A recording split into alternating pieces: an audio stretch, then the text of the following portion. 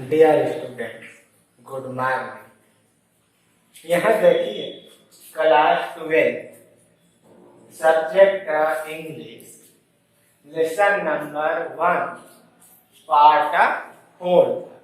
मैंने पिछले वीडियो में आप लोगों को पार्ट 3 पढ़ाया था और आज मैं आप लोगों को लेसन 1 का पार्ट नंबर 4 पढ़ाने जा रहा हूँ। तो पिछले की तरह पहले इंग्लिश उच्चारण, फिर मीनिंग, फिर ट्रांसलेशन। अपने अपने बुक ओपन करके देखिए प्यारे हर एक लाइन को। I jumped over the bench and sat down at my desk. Not till then, when I had got a little over my height, did I see that our teacher had on his beautiful green coat, his frillated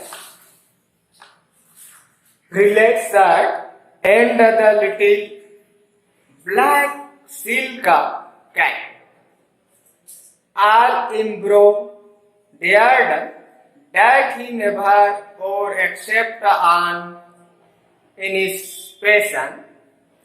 The whole school seemed so strange and solemn. But the things that surprised me most was to see on the back bench that were always empty, the village people sitting quietly like ourselves, old Hussar with his 3-cornered hat, the farmer mayor, the farmer postmaster, and several other beside. Everybody looked aside, and Hussar had brought an old primer thumbed at the edges, and he held it open on his knee with his great spectacles lying across the page. तो ये था उच्चारण। अब इसका meaning देख लीजिए। आप सब 12 क्लास के स्टूडेंट हो, इसलिए इम्पोर्टेंट वर्डों का और डिफिकल्ट वर्डों का मीनिंग यहाँ बतलाऊंगा। और छोटा मोटा वर्डों का तो मीनिंग आप सबको पता है, जैसे इज है या वाट है या ओल्ड है, आप सब जानते हैं। तो टाइम जाया ना करते हुए चलिए मीनिंग देखते हैं। जंप माने उछलना या कूदना। डेस्क का मिसमेज होता है। व्हेन मिस्टर फ्राइट, फ्राइट का होता है डर या भय। सी मिस देखना होता है। टीचर अध्यापक है। ब्यूटीफुल सुंदर, बेहतरीन। ग्रीन कोट हरे कोट। फ्रिलेट, फ्रिलेट शर्ट, झालरदार कमीज। लिटिल ब्लैक सिल्क कैप, छोटे रेशम की टोपी।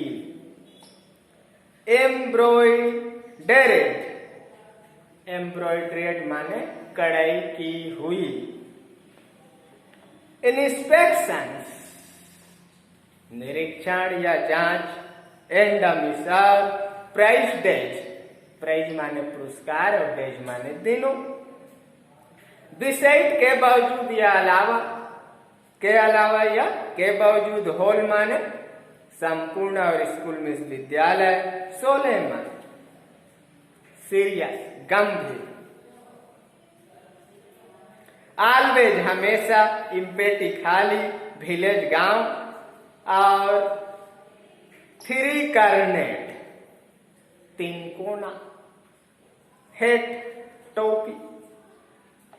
फार्मर मेयर पूर्व महापौर। सेवरल अदर्स बिसाइड कई अन्य लोगों के अलावा। फार्मर पोस्टमास्टर, फार्मर पोस्टमास्टर अर्थात भूतपूर्व postman, and several others beside, कई अन्य के सिवाय या बावजूद। एवरीबॉडी, प्रत्येक एक, लुकड माने देखना और सैड मीन्स दुखी। हसर नाम है, ब्राड मीन्स लाया, प्राइमर, प्राइमर अर्थात प्रारंभिक प्रवेशिका।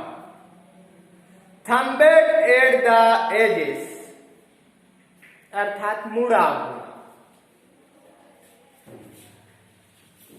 हेल्ड ओपन, हेल्ड उठाना होता है, ओपन मीन्स खोलना होता है, नी मीन्स घुटना होता है, ग्रेट मीन्स बड़ा या महान, और स्पेक्टेकल्स, स्पेक्टेकल का होता है चश्मा। आक्रोश, लेइंग आक्रोश, बीच में, और पेजेज, कॉपी के बीच में, ऐसा कहना चाहिए। तो ये था मीनिंग। अब देख लीजिए इसका ट्रांसलेशन। मैं बेंच के ऊपर से कूदा और अपने जगह पर बैठ गया, अर्थात मेज पर बैठ गया। जब मैं अपने भय से निजात पा चुका था या डर पर काबू पा चुका था, क्या मैंने देखा हमारे शिक्षक हरे रंग के कोट और झालरदार कमीज तथा रेशम की काले रंग की टोपी पहन रखी थी, सभी कड़ाई की हुई थी। इसे वह निरीक्षण अर्थात जांच व पुरस्कार देने के दिनों के अलावा कभी नहीं पहनता था। यह पूरे विद्यालय को विचित्र और गंभीर लगा, किंतु मुझे हैरान करने वाली बात यह थी कि गांव के सभी बुजुर्ग विद्यालय में उपस्थित थे।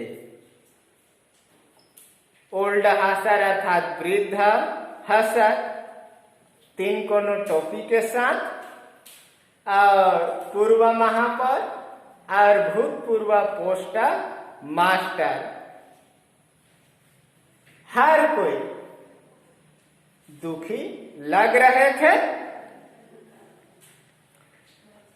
तथा हसर ने अपने साथ प्राइमर प्रवेशिका भी लाया था और अपने घुटनों पर उस किताब को खोला था।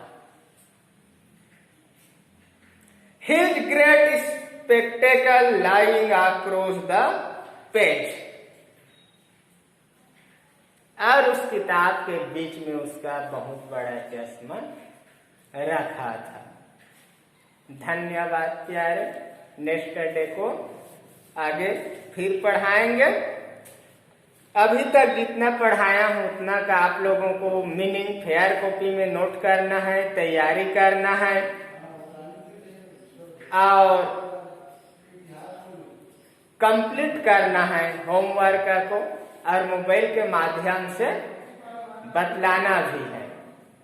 तो यहीं अपने वाणी को विराम देता हूं। अब नेक्स्ट डे को आगे